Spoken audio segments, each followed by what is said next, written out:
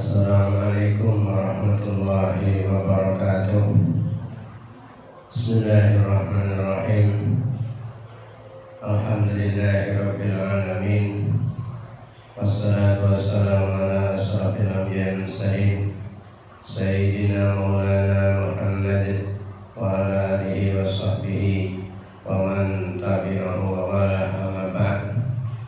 Hadratul muhtaramin, para kiai, para alim, para sepuh, hadirin wal hadirat, para santri, para ustaz, tamu-tamu Allah yang dirahmati oleh Allah Subhanahu wa taala.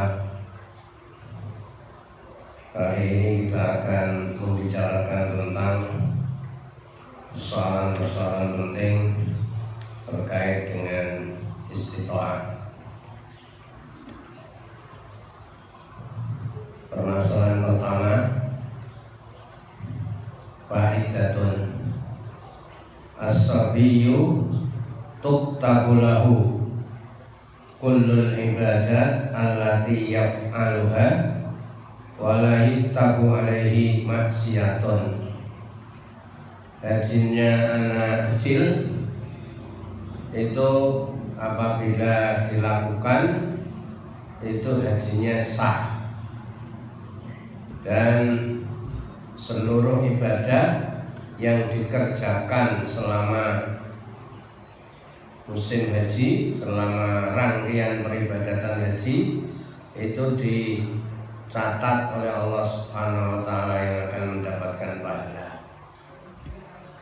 Tetapi wala yuktabu alaihi maksiyatun, apabila anak kecil ini melakukan kejahatan tetapi tidak ditulis maksiat yang dilakukan oleh anak kecil. Hadirin Allah. Yang kedua, persoalan yang kedua, indahu malun yakhudju bih.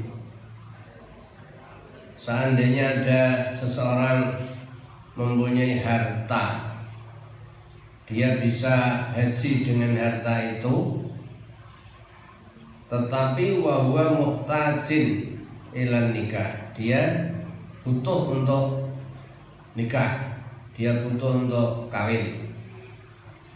Wa khaifun minan anak, dia punya harta, butuh untuk kawin, dalam kondisi dia takut zina. Mana yang didahulukan, haji apa kawinnya? Fahal yuqaddamu al-hajju awin nikah, apakah harus didahulukan hajinya?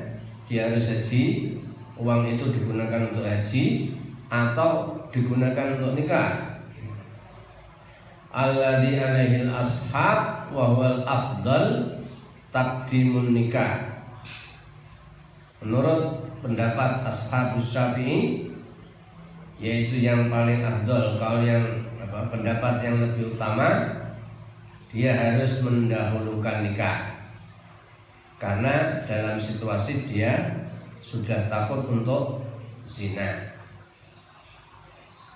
Sedangkan persoalan hajinya wastiqrarul haji fi dhimmati, tetapi dia punya tanggungan, masih punya tanggungan haji, karena liwujubihi ala tarafi, kewajiban haji itu tidak harus seketika, tapi boleh dikerjakan secara tarafi, engko nanti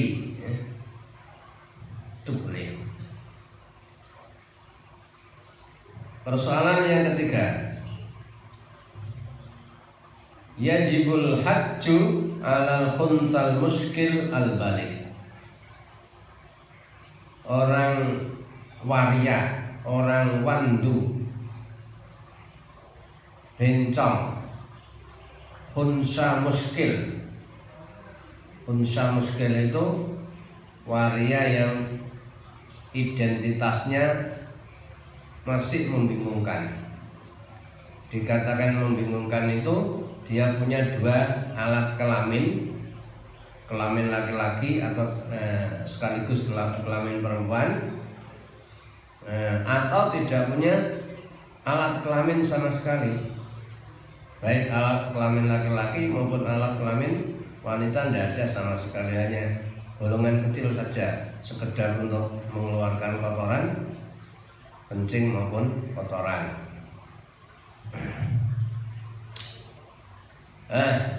Dalam kitab ini khunsa tipologi muskil, khunsa muskil yang sudah balik itu tetap wajib haji.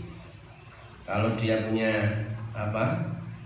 kalau istitoah, punya perbekalan, punya ongkos dan badannya sehat, kendaraan juga tersedia, dia wajib haji. Wa yustaratu fi haqqihi fil ihrami ma yustaratu fil mar'ah. Dalam rangkaian ibadah, dalam hal ihram, dia mengikuti persyaratan-persyaratan yang ada pada wanita. Seolah-olah khunsa muskil itu disetarakan, disamakan dengan wanita. Jadi persyaratan ihramnya juga mengikuti persyaratan ihramnya wanita. Tapi persoalan ini masih fihi nazar, masih banyak kritikan dari para ulama. Insya Allah kalau pembahasan yang lebih detail itu ada dalam kitab Al-Qira li Qasidi Ummul Qura karangannya Imam At-Tabari. Persoalan yang keempat, man qadara al-haji raqiban wa masyan. Kalau seandainya ada orang yang mampu melakukan haji baik dengan berjalan kaki maupun dengan berkendara, kedua-duanya dia mampu. Mana yang lebih utama, jalan kaki atau berkendara? Fal afdalu lahu ar-rukubu. Yang lebih utama dia haji dengan berkendara. Alasannya li'anna Nabiyya sallallahu alaihi wasallam hajja raqiban. Itba dengan Rasulullah sallallahu alaihi wasallam, karena Rasulullah sallallahu alaihi wasallam itu hajinya dengan berkendara, bukan dengan jalan kaki. Elat berikutnya wali anna rukuba a'wanu alal ibadah. Dengan berkendara itu bisa membantu untuk meringankan dalam ibadah, dalam prosesi ibadah selama di tanah haram.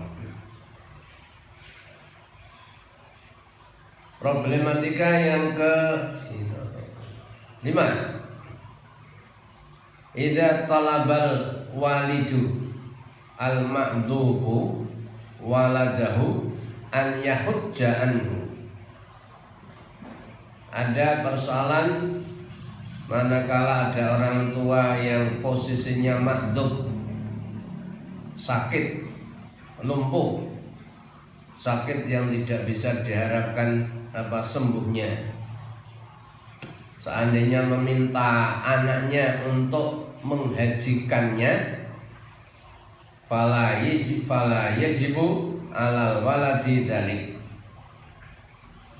Bagi tidak wajib anak menghajikan orang tuanya itu tadi. Ini menurut teks ini, menurut kitab ini. Bihilafi ma law talaba i'fa'ahu wa huwa tazwijahu. Hal itu berbeda seandainya orang tua yang makdub, katakanlah hampir mati, meminta anaknya untuk segera kawin. Fa innahu yalzamuhu, dia wajib mengikutinya, dia wajib mengikuti perintahnya. Ketika orang tua membutuhkan, anak harus kawin. maka dia wajib mentaatinya. Fa'idatun, problematika berikutnya yang keenam. Hujja anil ma'dud thumma syufiya madhabuna la yujzi'uhu dhalik. Jika ada jamaah ma'dud, jamaah yang lumpuh, sakit yang tidak bisa diharapkan kesembuhannya, dia sudah dihajikan, sudah dibadali. Setelah dibadali, dia sembuh. Menurut madhab kita, madhab Syafi'i, itu belum mencukupi. Dalam arti haji yang dibadali itu tadi belum mencukupi dari hajjatul Islam. Dalam artian nanti seandainya dia sehat, kemudian ada kesempatan lagi, punya ongkos, punya uang, dia wajib haji lagi.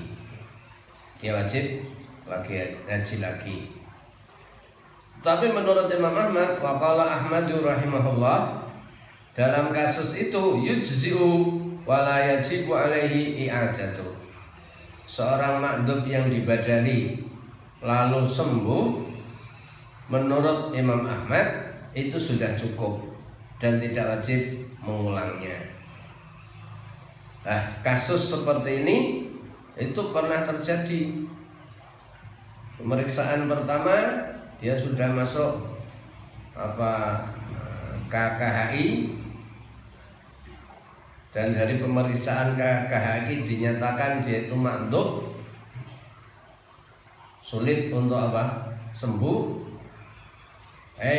Atas mukjizat Allah Subhanahu wa taala, kita tidak tahu, karena di tanah haram itu tempat yang sangat mustajab, dia dapat mukjizat dari Allah Subhanahu wa taala, ternyata sembuh.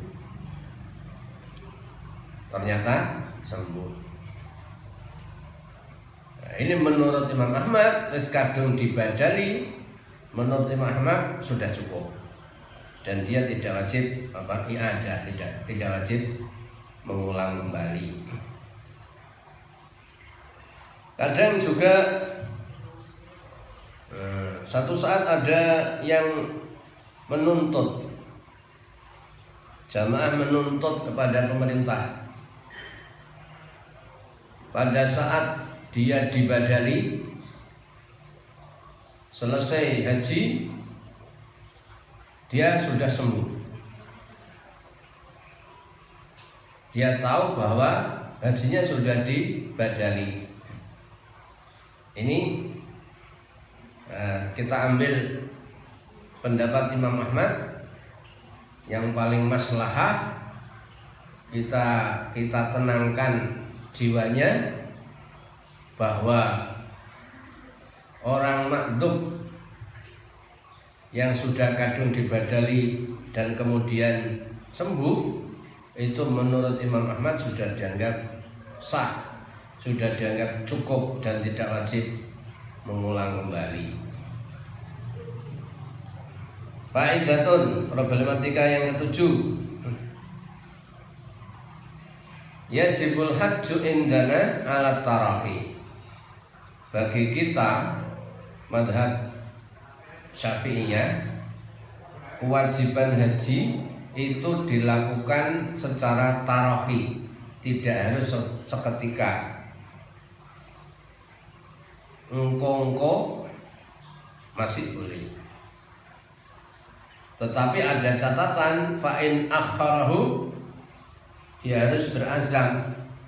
Kalau seandainya tahun ini tidak memungkinkan, sudahlah nanti saya haji nunggu bersama dengan istri saya, itu boleh.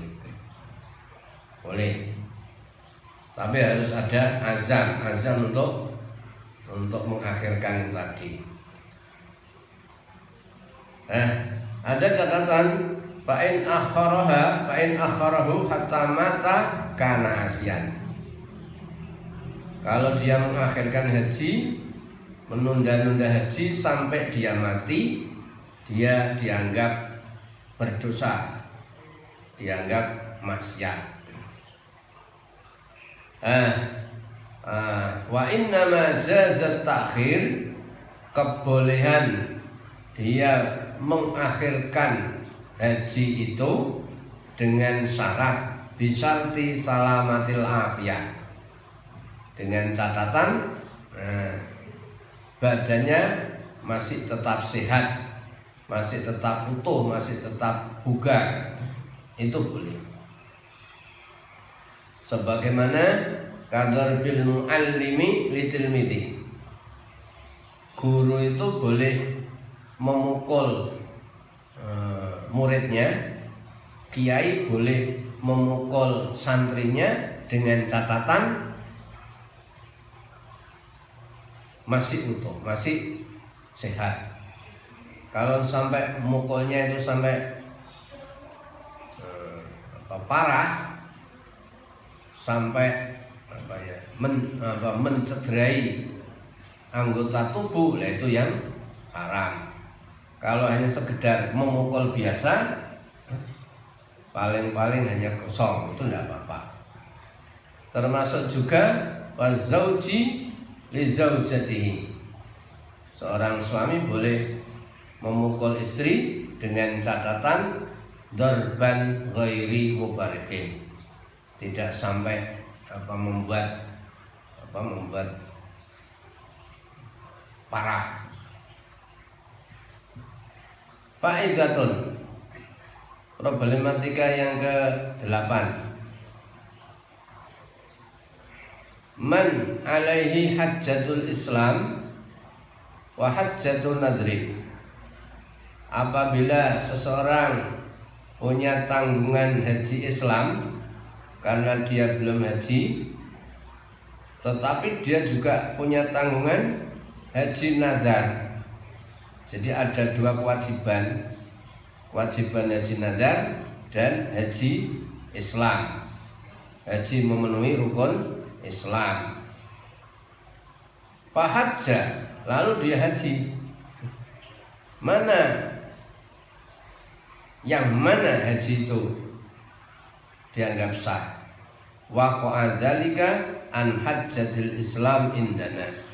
Menurut kita ulama Syafi'iyah, meskipun dia punya tanggungan haji nazar dan haji Islam, maka ini waqa'a, menjadi hajinya menjadi haji Islam. Termasuk juga wa indal Imam Ahmad. Menurut Imam Ahmad juga apa? Itu sudah cukup untuk menjadi haji Islam. Nek ngono, ya berarti karena dia punya tanggungan nazar, ya engko nek duwe uang, nek duwe duit, dia akan melaksanakan haji nazarnya. Wa qala Malikun wa Ahmad.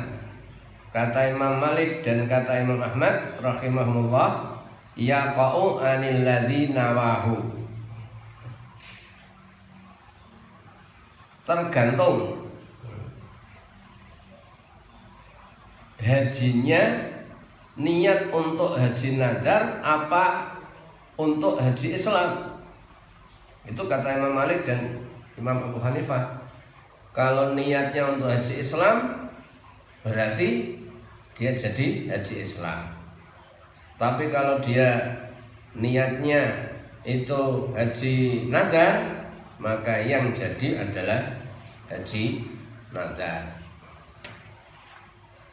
Fa'idatun, problematika yang ke-9. Ahramal ajir lil mustajir. Seorang ajir Ajir itu semacam orang yang diburui untuk menghajikan. Akhramal ajiru lil mustajir. Jadi kalau umpama saya yang menugasi seseorang, berarti saya itu namanya mustajir. Terus yang melakukan haji itu namanya ajir. Kalau seandainya yang melakukan haji ajirnya itu